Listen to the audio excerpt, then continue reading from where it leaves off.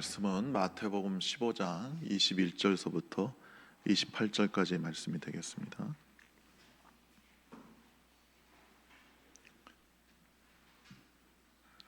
다 같이 읽겠습니다. 예수께서 거기서 나가사 두로와 시돈 지방으로 들어가시니 가나안 여자 하나가 그 지경에서 나와서 소리질러 이르되 주 다윗의 자손이여 나를 불쌍히 여기소서 내 딸이 흉악하게 귀신 들렸나이다 하되 예수는 한 말씀도 대답하지 아니하시니 제자들이 와서 청하여 말하되 그 여자가 우리 뒤에서 소리를 지르오니 그를 보내소서. 예수께서 대답하여 이르시되 나는 이스라엘의 집에 잃어버린 양 외에는 다른 데로 보내심을 받지 아니하였노라 하시니 여자가 와서 예수께 절하며 이르되 주여 저를 도우소서. 대답하여 이르시되 자녀의 떡을 취하여 개들에게 던짐이 마땅하지 아니하니라. 여자가 이르되 주여 올소이다마는 개들도 제 주인의 상에서 떨어지는 부스러기를 먹나이다 하니 이에 예수께서 대답하여 이르시되 여자여 내 믿음이 크도다 내 소원대로 되리라 하시니 그때로부터 그의 딸이 나으니라. 아멘. 오늘 본문에 나오는 가나안 여인의 믿음은 참으로 놀라운 믿음이었습니다. 아주 겸손하고 간절하게 주님께 부르심으로 그 딸이 치유받은 이 사건은 정말 우리에게 귀감이 되고 정말 존경심을 일으키게 하는 칭찬받아야 마땅한 그런 신앙이었습니다. 근데 우리가 먼저 살펴야 될 것은 그 21절에 보니까 예수님께서 두로와 시돈으로 먼저 가셨어요. 그러니까 이방인 땅으로 가셨어요. 거기 가신 이유가 여러 가지가 있지만 제일 중요한 이유는 이 딸 때문에 고통당하고 신음하고 있는 그 여인을 만나기 위해서 가신 겁니다. 그러니까 우리 주님은요 우리를 찾아오시는 분이에요. 여러분이 고통 가운데서 막 아파하고 어쩔 줄 모르고 괴로워하고 있을 때 주님은 찾아오시는 분이십니다. 그래서 여러분에게 은혜를 주시고 도와주시고 위로하시는 그런 신분이에요.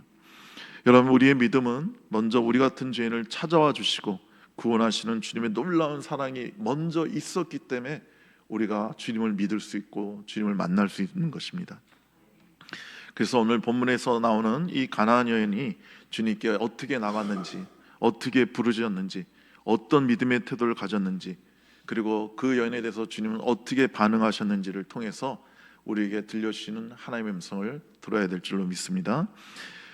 여러분, 먼저 이 여인은요 자기의 그 현실적인 문제를 가지고 주님께 나가는 계기를 삼았습니다. 계기로 삼았어요. 22절에 보니까 가나안 여자가 하나가 예수께 와서 막 부르짖습니다.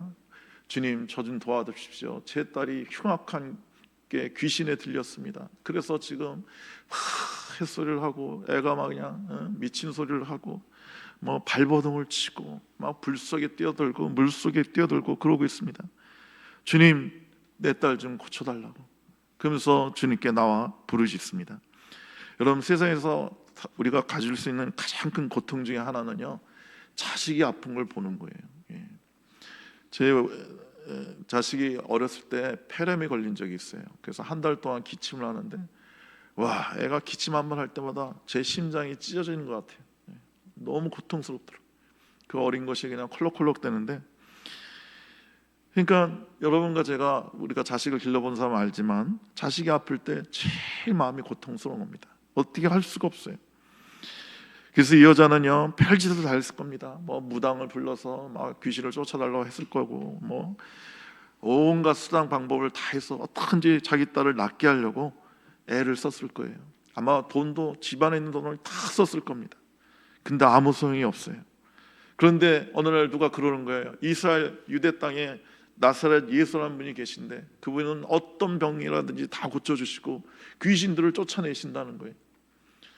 그러니까 이 얘기를 듣자마자 이 가나안 여인 마음속에서 예수님께 나가면, 예수님을 만나면 내 딸이 치유받겠구나. 그래서 예수님께 막 달려가고 싶었을 거예요. 근데 그 옛날에 그 먼 데서 그 여행을 한다는 게 쉽지가 않았을 겁니다. 더군다나 여행할 경비가 있고 무슨 조건이 있다 할지라도 예수님이 어디 계신 줄 알고 찾아가냔 말이에요. 기가 막힐 노릇이죠. 그래서 이 여인은 예수님을 만날 수만 있다면, 예수님이 우리 지방에 오기만 하시면 얼마나 좋을까, 얼마나 좋을까 하는데 예수님이 오셨다는 거예요. 예수님이 가까운 동네에 오셨다는 거예요. 그래서 여인은 한 걸음에 달려가서 예수님, 내 딸 좀 고쳐달라고 주님께 간절히 부르짖었던 것입니다. 만약에 이 여인이 편안하고 안락한 삶을 살고 있었다면 예수님께 관심조차 없었을 거예요.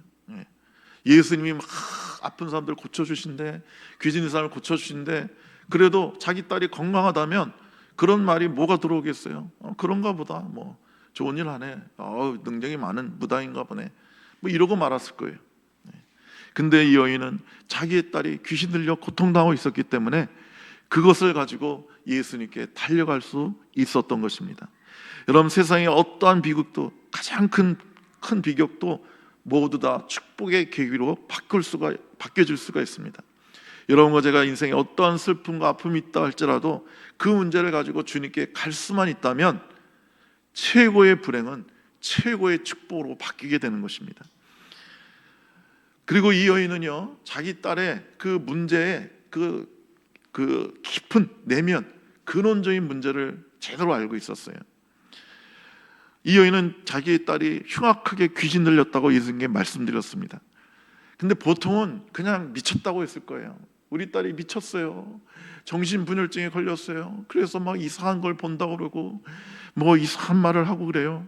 그러니까 우리 딸, 우리 정신병 좀 고쳐주세요, 이렇게 할 수 있었는데, 이 여자는 정확하게 자기의 딸이 귀신 때문에, 악한 귀신 때문에, 악한 영 때문에 고통당하고 있다는 것을 알고 있었다는 거예요.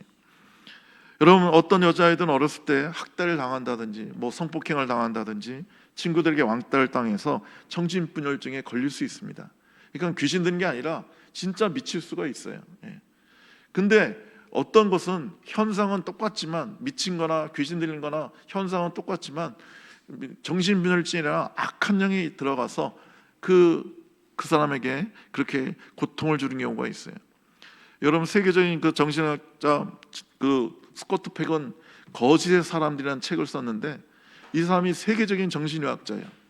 끝나지 않는 길이라는 세계 2천만 권이 팔린 세계 베스트셀러, 그 상담한 그 내용들, 성공한 내용, 그 사례들을 그 책으로 발표해서 엄청난 인기를 누리고 있어서 수많은 사람을 이제 상담하는데, 이 사람이 상담하는 중에 전혀 안 고쳐지는 사람이 있더라는 거예요. 그리고 이렇게 자기가, 당신이 어떤 문제가 있고 어떻게 자기 자녀들을 학대하고 어떻게 당신 마음속에 그 분노가 있고 악이 있는지 가르쳐줘도 전혀 인정하지 않고 전혀 인식조차도 못하더라는 거예요. 그러면서 그 사악한 자녀들을 그 학대하는 그 행위를 계속 하더라는 거예요. 그래서 이분이 그 책에서 말하는 결론은 뭐냐면, 이거는 정신병이 아니라는 거예요. 이건 악한 영에 사로잡혔지 인간이 이렇게 악할 수가 없다는 거예요. 이 사람은 악한 영에 사로잡혔기 때문에 이 사람은 어떤 정신과 의사를 만나도 절대로 치유될 수 없다는 거예요. 그래서 여러분, 우리 어떤 삶에 어떤 그 문제들이 있을 때 그 단순한 정신병도 있지만 악한 영에 의한 것이 많습니다. 여러분, 그 오래전에 강호순이라는 연쇄 살인마가 있었죠. 그 사람이 붙잡혀서 지금도 감옥에 있는데, 그 사람이 자그마치 10명의 여자들을 납치해서 성폭행하고 죽이고 그 암매장했어요. 자그마치 10명을요. 근데 이 사람이 뭐라 그러냐면, 어떤 그 자기의 성욕이나 아니면 뭐 여자나 세상에 대한 혐오감 때문에, 그 증오심 때문에 자기가 살인을 한 게 아니래요. 그 사람 얼굴 좀 기억나신 분 있으십니까? 엄청난 미남이에요. 뭐 연예인이라고 할지라도 다 믿을 거예요. 그리고 돈도 많았어요. 능력도 있었어요. 그러니까 결혼을 4번이나 하죠. 근데 그 사람이 뭐라고 얘기하냐면, 나도 나를 어떻게 할 수가 없었다는 거예요. 이런 경우 사이코패스라는 사회 심리학적인 진단을 내릴 수 있지만, 그 깊은 내면에 악한 살인의 영에, 그 음란의 영에 사로잡혀서 본인도 모르게, 본인도 왜 내가 이런 짓을 하는지 그 특별한 이유도 모르게 그냥 그런 짓을 하는 거예요. 여러분, 우리가 문제 현상만 본다면 반드시 여러분 사람을 원망합니다. 그리고 인간적인 세상적인 수단과 방법으로 해결하려고 할 겁니다.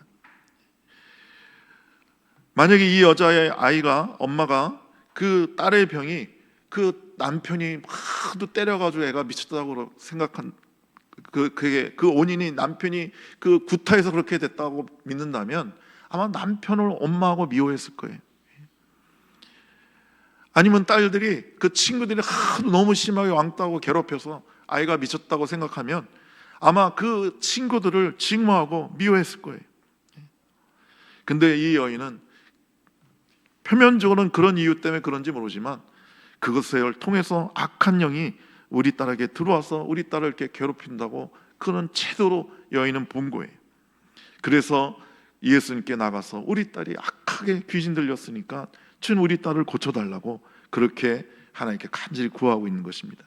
여러분, 우리가 갖고 있는 어떤 개인의 문제라든지 우리 국가적인 문제, 이 사회적인 문제가 단순히 어떤 경제적인 문제, 어떤 사회적인 문제, 정치적인 문제가 아니라 영적인 문제라는 것을 우리는 깊이 알고 있어야 됩니다. 그래서 우리 살아계신 하나님, 영이신 하나님께 나가 그것을 치유해달라고, 그 원인을 해결해달라고 하나님께 외쳐야 되는 것입니다. 여러분, 뼈가 부러졌는데 산부인과 가서 고쳐달라고 하면 안 되잖아요. 여러분, 어떤 문제든 간에 어떤 병이든 간에 그 원인을 알면 고칠 수가 있는 거예요. 여러분, 현대의학이 발달돼서요, 원인만 알면 어떤 병도 다 고칠 수 있대요. 근데 문제는 원인을 모르는 거예요. 여러분, 암세포는 계속 자기를 바꿔요. 형태를 바꿔요. 그러니까 이 암세포의 이 메커니즘을 현대의학이 모르니까 암병 환자를 제대로 못 고치는 거예요. 그 흔한 감기도 못 고치는 게 그 감기 바이러스가 너무너무 계속 자기를 바꾼다는 거예요. 그러니까 이 어떤 바이러스의 형체를 알아서 거기에 맞는 항생제를 개발해서 항생제를 쓰면 바이러스가 바로 자기의 몸을 형태를 바꿔버린다는 거예요. 그래서 항생제를 먹어도 듣지가 않게 한다는 거예요. 그러니까 이게 너무 자꾸 바뀌니까 그 바뀌는 메커니즘을 알 수가 없어서 감기약 하나 못 만드는 거예요. 여러분과 제가 문제의 원인을 제대로 알아야 그 원인을 가지고 주님께 나가 외쳐야 주님은 치유하실 수 있는 것입니다. 근데 오늘 본문에 보니까 예수님이 평소와 다르게 이 여자가 우리 딸 좀 고쳐달라고 막 외치고 부르짖는데 침묵하세요. 가만히 계세요. 그러니까 여자가 계속 쫓아와가지고 예수님 우리 딸 좀 고쳐주세요, 고쳐주세요 하도 난리치니까 참다 제자들이 다 나서서 예수님 저 여자 요청 좀 들어달라고 저렇게 소리 지르지 않냐고, 예수님 좀 도와주시라고. 너무 소리 질러서 시끄러워서 못 살겠다고. 그런데도 주님은 침묵하세요. 그 여자를 돕지 않으세요. 왜 침묵하셨는지 우리는 잘 몰라요. 첫 번째 우리가 추정할 수 있는 것은 아마 예수님은 유대 땅을 떠나서 이방 땅에 오신 이유가, 아까는 제가 이 여인을 만나기 위해서 온 거라고 그랬지만 아마 그 곧 있을 십자가를 생각하고 쉬기를 원하셨는지 몰라요. 그래서 제자들에게 더 마지막으로 그 제자들을 교육하고 그 십자가를 앞두고 혼자서 깊이 기도하기를 원하셨을지 몰라요. 유대 땅에 있으면 자꾸 사람들이 몰려오고, 병자들이 몰려오고, 또 바리새인과 그 제사장들이 예수님을 자꾸 공격하고 핍박하고 욕하고 그러니까 잠시 쉬기를 원하셨는지 몰라요.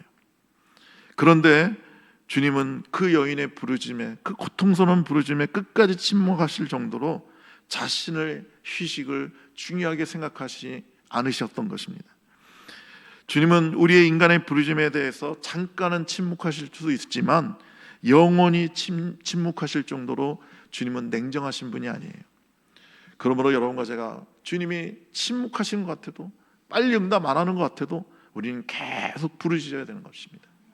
여러분과 제가 부르짖으면요, 우리의 부르짖음과 주님의 침묵이 싸우면요, 우리의 부르짖음이 반드시 이깁니다. 주님은 끝까지 침묵하시는 분이 아니에요. 주님은 이 침묵을 통해서 우리에게, 주님은 영원히 우리의 부르짖음에 침묵하시는 분이 아니라 곧 응답하시는 주님의 놀라운 사랑을 역설적으로 우리에게 보여주고 있는 것입니다. 그래서 여러분과 제가 어떤 어려움이 있든 간에 부르짖어야 되는 것입니다. 예레미야서 33장 2절 3절에 이를 행하시는 여호와, 그것을 만들어 성취하는 여호와, 그의 이름을 여호와는 이가 이와 같이 이르시는도다. 너는 내게 부르시라.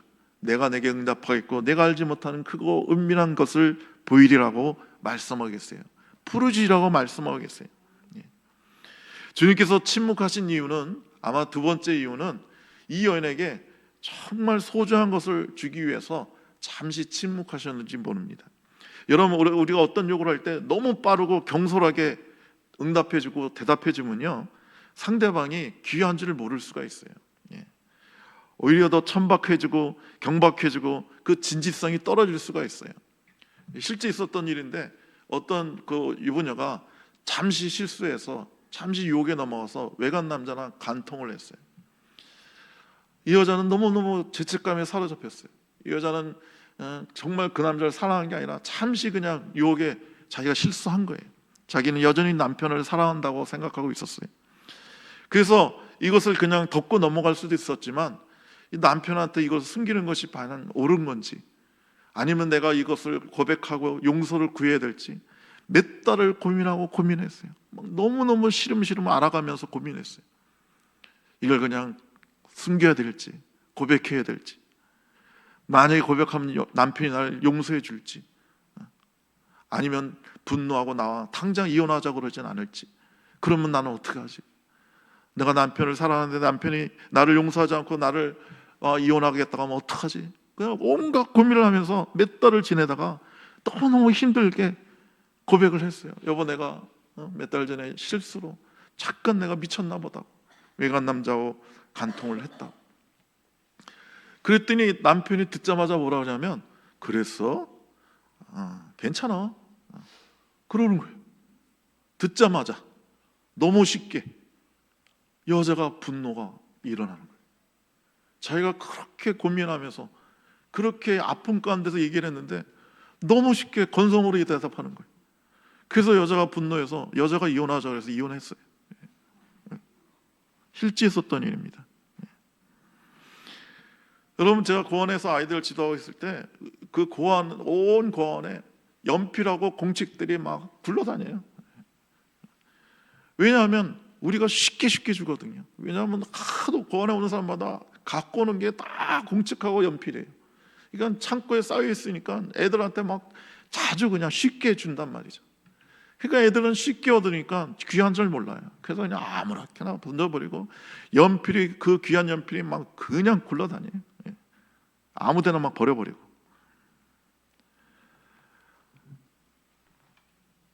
주님은 이 침묵을 통해서 이 여인에게 정말 귀중한 은혜를, 귀중한 응답을 베푸신다는 것을 보여주기 원하셨는지 모릅니다. 그러므로 여러분과 제가 빨리 왜 응답하지 않냐고 원망하지 말고, 주님이 그 침묵을 깨실 때까지 계속 우리는 부르짖어야 되는 것입니다. 주님께서 제자들이 이 여자 좀 도와달라고 그러니까 아주 마음 아픈 얘기를 하셨어요. 나는 이스라엘에 잃어버린 양 외에는 보내심을 받지 않았다. 하나님이 나를 유대인에게만 복음을 전하라고 보내셨다. 그러니까 나는 이방인들에게 복음을 전할 수가 없고 은혜를 베풀 수가 없다. 이렇게 얘기를 해버린 거예요. 근데 이게 사실은 사실이에요. 주님은 육체를 입고 이 땅에 오셨는데, 육체를 입고 이 땅에 오셨기 때문에 시간과 공간의 제한을 받으셨어요. 그리고 예수님은 겨우 3년 사역하셨거든요. 그리고 거리도 이렇게 재보니까, 학자들이 재보니까 서울에서 부산 한번 왔다 갔다 하는 거리밖에 움직이지 않으셨다는 거예요. 그래서 그 짧은 시간에 주님은 복음을 세계적으로 전하기보다는 그 유대인들에게만 복음의 진술을 온전히 전하고 그 복음을 완성하기 원하셨을지도 몰라요. 그것이 하나님의 뜻이었을 거예요.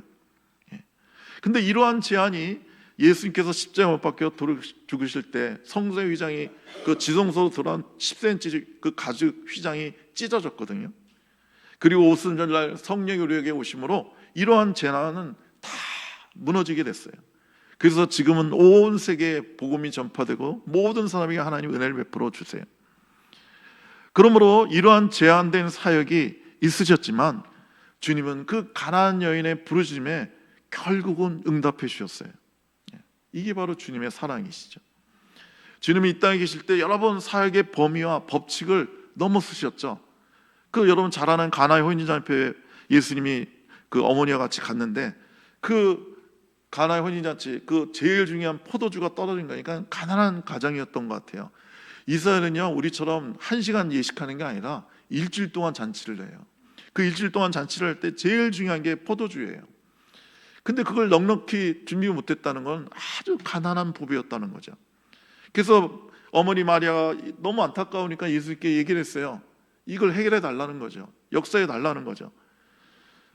근데 예수님 뭐라고 하셨어요? 아직 내 때가 이르지 아니하였나이다. 그러니까 아직 예수님은 공생애를 시작할 때가 아니라는 거예요. 아직은 그저 평범한 몫으로서 30년 동안 지내야 된다고, 그 30년이 아직 차지 않았다고 이렇게 말씀하신 거예요. 그런데 주님은 결국 물로 포도주를 만들어 주세요. 부활하신 후에 예수님께서 먼저 하나님의 나라에 가서 하나님께 예배드리고 하나님께 경배하는 것이 그게 원칙이에요. 근데 울고 있는 마리아를 그냥 지나칠 수가 없는 거예요, 예수님은. 그래서 마리아에게 나타나셔서 마리아다, 내가 예수다, 내가 살아났다, 부활했다 말씀해 주시는 거예요. 마리아가 너무너무 기쁜 나보다 예수님을 벌써 안으려고 하니까 아직 만지지 마라, 내가 먼저 아버지께로 가야 된다, 이렇게 말씀하시잖아요. 그러니까 원칙은 먼저 하나님께 예배해드려야 되지만 주님은 그 원칙을 깨고 그 울고 있는 마리아, 그 고통 가운데 있는 마리아를 만나주시고 위로해 주신 거예요. 이 모든 것은 언제나 사랑과 자비에 근거한 지나침이죠. 법칙과 원칙을 깨는 지나침이에요. 그런데 그 지나침이 바로 아버지의 뜻이죠. 결국 아버지의 사랑과 상충되지 않아요. 이 여인은 주님께서 차갑게 거절하셨음에도 불구하고 더 가까이 나가서 부르짖죠. 예수께 절하며 이르되 여자가 외칩니다. 주여 저를 도와주소서. 우리 딸 좀 고쳐주세요. 고쳐주세요. 주님이 분명히 나는 유대인들에게만 은혜를 베풀지 이방인들에게만 은혜를 베풀지를 않아 얘기를 했는데도 이 여자는 그 얘기를 들었음에도 불구하고 더 주님께 나가서 외친단 말이죠. 도와달라고. 여러분, 이것은 일종의 선택의 교리로 들을 수가 있어요. 그러니까 하나님이 이스라엘 백성들은 선택하시고 구원받은 선민들이고 이방인들은 버림받은 자들이라고, 이런 선택교리, 허린 예정론을 들 수가 있어요. 이스라엘 사람들은 이 선민의식이 엄청나죠. 그래서 하나님만이 우리를 택하시고 하나님이 우리만 구원하신다, 유대인들만 구원하신다, 이 믿음이 너무 강해요. 그러니까 이 선민 사상에 이 히틀러가 너무 분노해가지고, 아니 우리 게르만 민족이 선민인데 왜 니네가 선민이냐고 해서 니네 선민인 유대인들을 싹 죽여버리겠다고 해서 600만 명을 죽인 거 아닙니까? 그래서 이런 예정론, 선택 교리로 들을 수가 있는데, 그럼에도 불구하고 여인은 더 하나님께, 더 예수님께 나가서 부르짖었어요. 요한복음 6장 37절에 주님은 말씀하십니다. 내게 오는 자는 내가 결코 내어 쫓지 아니하리라. 에레미야서 29장 13절에 너희가 전심으로 나를 찾으면 찾으리라고 말씀하십니다.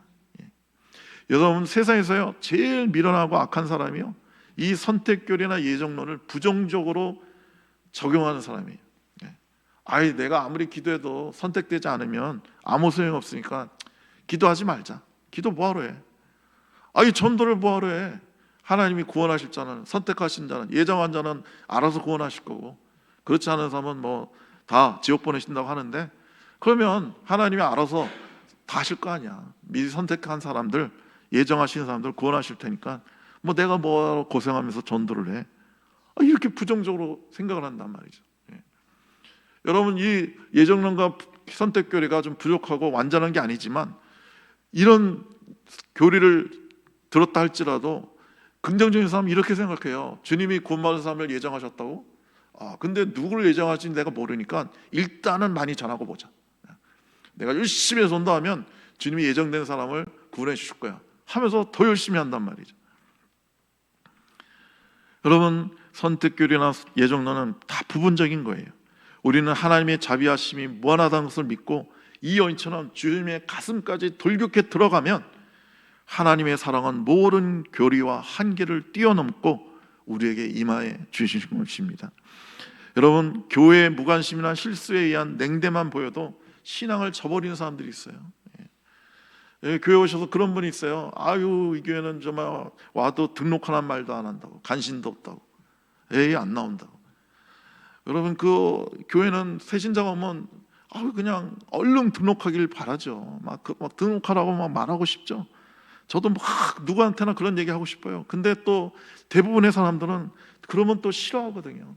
요즘 현대인들은 막 이렇게 편하게 그냥 교회 다니고 싶은데 막 등록하라고 그러고 막 뭐 예배 참석하라고 그러고 그러면 부담감 느끼니까 그걸 그냥 그럴까봐 그냥 참고 기다리는 건데, 우리 교회는, 이 교회는 관심이 없다 그러면서 안 나오는 사람들이 있어요. 안타까운 일입니다. 여러분, 그분들은 이 여인에게 배워야 돼요. 아무리 냉담하고 자기를 무시하고 자기를 우습게 봐도 그래도 끝까지 주님께 부르짖고 달려나가는 이 여인의 믿음을 보아야 되는 것입니다. 여러분, 주님은 가나안 여인에게 상에서 떨어지는 부스러기를 얻어먹고 사는 개라고 말씀하셨어요. 너무 잔인하죠. 자녀의 떡을 취하여 개들에게 던짐이 마땅치 않다. 너무하잖아요. 어떻게 이런 말을 할 수가 있어요? 이건 뭐예요? 자녀는 이스라엘 사람, 유대 사람들이고 이방인 너는 개다 이거예요. 개한테 어떻게 자녀에게 줄 떡을 개한테 주겠느냐, 이렇게 말씀하시는 거예요.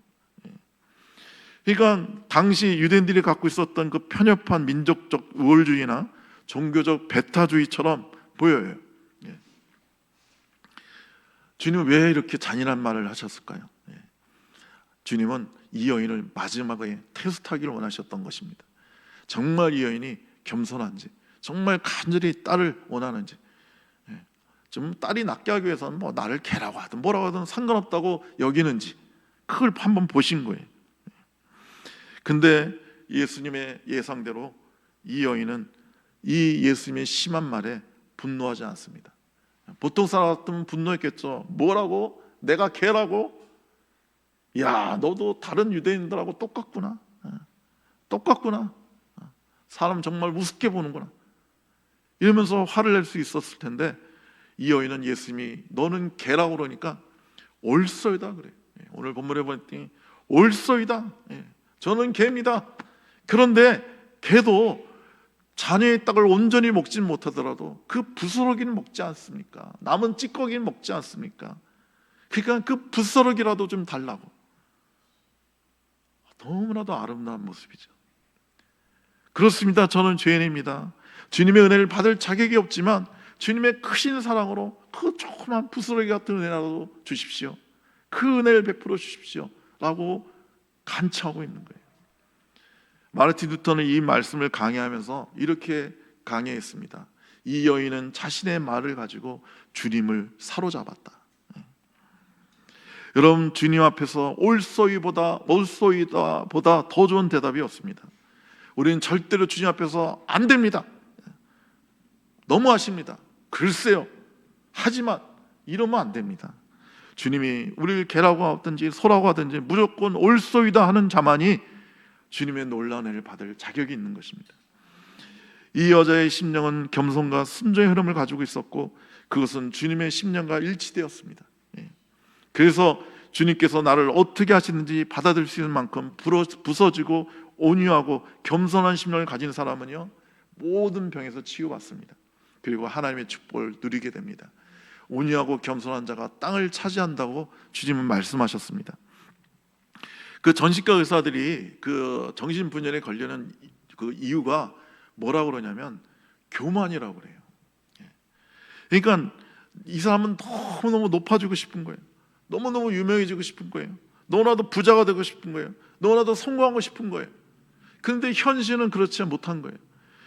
그러니까 이 이상이 너무 높으면 현실과 갭이 너무 크게 되잖아요. 그러니까 이 갭이 너무 크면 인간은 정신이 분열한다는 거예요. 그래서 정신병에 걸린다는 거예요. 그래서 사람이 겸손하면 너무 엄청난 기대나 이상이 없으면 그 사람은 정신분열증에 안 걸린다는 거예요. 그러니까 여러분과 제가 겸손하면, 주님 앞에 낮아져서 옳소이다 하면 주님은 놀라운 은혜를 베푸시는 거예요. 여러분, 귀신이 제일 무서워하는 사람이 겸손한 사람이에요. 귀신이 제일 좋아하고 사랑하는 사람이 교만한 사람이에요. 중국에 엄청난 부자가 있었어요. 어마어마한 부자인데 이 사람이 돈이 많고 그러다 보니까 생활이 방탕해요. 맨날 파티하고 술 먹고 뭐 여자들 데리고 놀고. 근데 그 집에 그 집사는 아주 경건한 신실한 크리스찬이에요. 그래서 이 부자에게 이 집사가 항상 전도를 해요. 주인님, 예수를 믿으셔야 됩니다. 예수를 믿으셔야 구원받습니다. 회개하고 예수를 믿으세요. 그래야 천국 갑니다. 이렇게 자꾸 전도를 하면 이 부자가 늘 그러는 거예요. 에이, 내가 뭐가 부족해서 예수를 믿냐고. 예수는 너같이 가난하고 없는 사람이라 믿는 거지. 나같이 돈 많고 아무 부족함이 없는 사람이 뭐가 부족해서 예수를 믿냐고. 그래서 집사의 전도를 늘 무시했어요. 근데 어느 날 이 사람이 몸이 아파서 그 의사가 와가지고 진단을 하는데 죽을 병이라는 거예요. 못 고친다는 거예요. 그래서 준비하시라는 거예요. 그래서 부자가 이제 내가 죽는구나 하면서 죽음을 생각하니까 그 집사가 전한 말이 기억나는 거예요. 예수 안 믿고 죽으면 지옥 간다는데 나 지옥 가면 어떡하지? 거기 가면 뭐 영원히 불에 탄다는데 그러면 안 되지 하다가 집사를 불러요. 자네 말대로 예수 믿으면 정말 지옥 안 가고 천국 가나? 그러니까 집사가 예수만 믿으면 천국 가십니다. 그랬더니 부자가 뭐라고 하냐면 그래, 나 오늘부터 예수 믿는다. 나 오늘부터 예수 믿으니까 나 천국 가지? 그러는 거예요. 이게 집사가 보니까 이건 아닌 것 같아.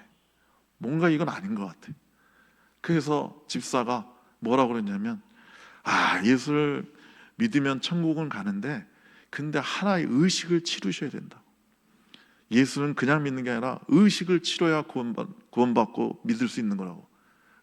어떤 의식을 해야 되는데 주인님이 돼지우리에 들어가셔가지고 돼지똥을 이렇게 몸을 바르시고 내가 이 똥망도 못한 죄인이라고, 내가 수많은 죄를 졌다고, 그러니까 하나님 나 좀 용서해 달라고 그렇게 돼지똥을 몸에 묻히고 거기에 돼지우리에서 무릎 꿇고 기도를 하셔야 예수를 믿을 수가 있고 하나님 용서하시고 천국 보내주신다. 그러니까 부자가 이 사람아 무슨 말도 안 되는 소리 하냐고. 내가 어디 돼지우리를 들어서 똥을 바르고 말도 안 되는 소리를 하고 있다고. 썩 물러가라고. 그런데 부자가 곰곰이 생각해 보니까 자기 그 살아온 삶을 돌이켜 보니까 자기 봐도 자기는 절대 구원받을 수가 없는 죄인인 거예요. 너무 생활이 악했으니까. 근데 그러자고 또 돼지우리에 들어가서 돼지똥을 바르고 회개하자니 자기 체면이 말이 아니고 그 사람들한테 알려주면 사람들이 뭐라고 할까 막 이런 생각이 들고, 그런데도 고민하다가 2, 3일 된 결론은 내가 돼지똥을 바르더라도 용서받을 수 있다면 해야지. 내가 천국 가려면 그렇게 내가 그런 수치를 한번 당해봐야지 하면서 그 집사를 불러가서 얘기를 하는 거예요.